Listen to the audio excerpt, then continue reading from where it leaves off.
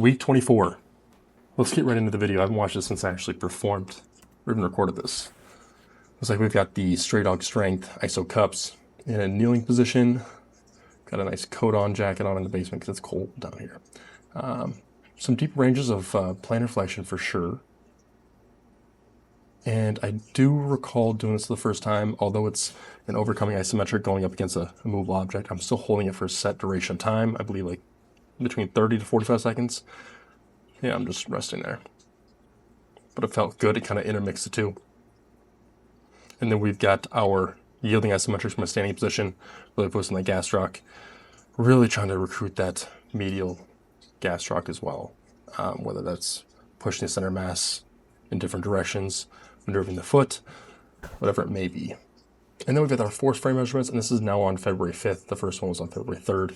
I do have some measurements from that. So our rehab side, 1,359 was our peak force, and then the non-rehab side was 1,712.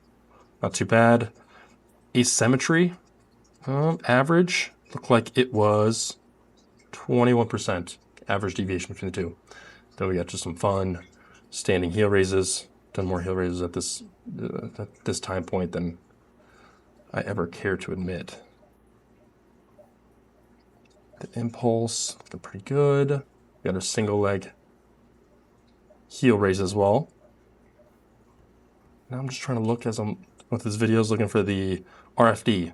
Yeah, so RFD on the right side was 5,171, and then the healthy side, 5,618. So not too bad, not too bad. 12 here. Obviously, I have some hand assistance here because these are really difficult.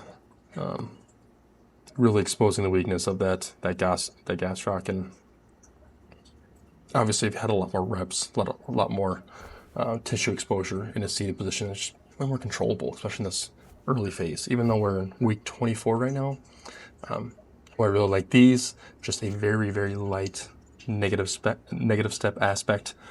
I don't even know if I would call it a negative step yielding isometric, but they did feel good.